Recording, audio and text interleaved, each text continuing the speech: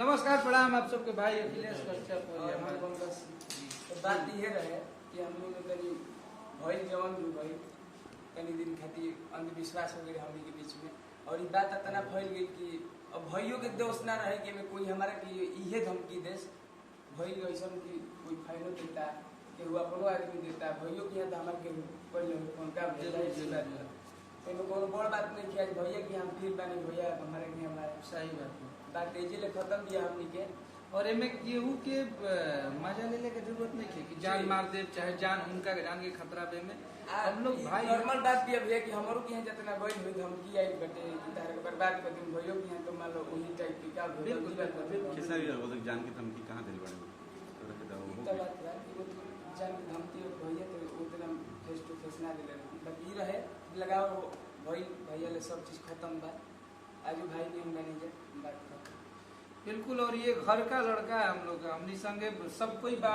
चुनू भैया बानी और पंकज के मामा जी अमित भैया विवेक भैया सब कोई बानी जा हमनी के बैठल बनी जा और हमनी के एगो परिवार हो और एकरा खातिर हम धन्यवाद देता नहीं हमनी के युवा नेता जेकरा के कहल जाओ और बक्सर जिला के आन बान शान बक्सर के साहब कृष्णानंद सिंह छोटे चाचा और अजय चाचा सब लोग के सहयोग से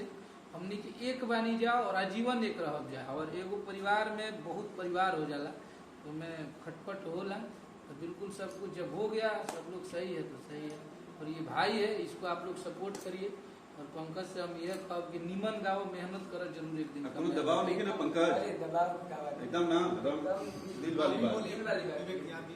बस यही है कि कोई दबाव नहीं। बस हाँ बोली पंकज जौन बा सब क्लियर बा भैया हमारे बाकी बात ये बढ़ गई रहे भैया की समझला ना भैया कि हम पहले ना हो गेल ना एकदम क्लियर हो भैया लोगों समझो कि केहू के धमकी ना देवे जाओ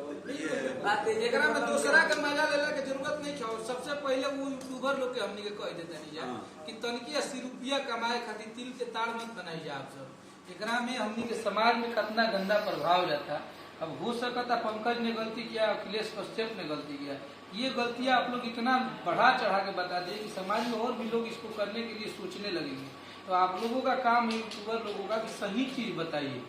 सबसे बड़ा बात थोड़ा कि माफी के स्वीकार कर जाला तो बहुत बड़ चीज होला।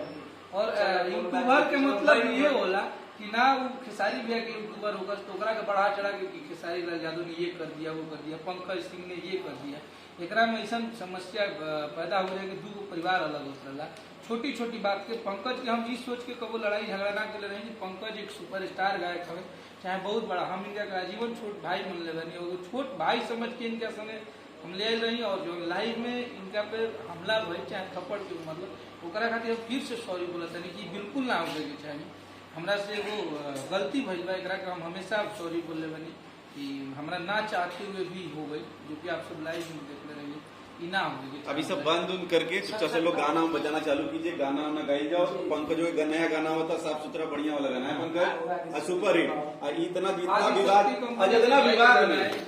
विवाद में पंकज का वीडियो चला है अगर उतना विवाद में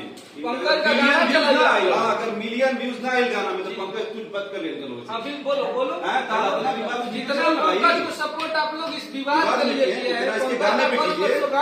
पंकज का गाना जितने यूट्यूबर लोग हैं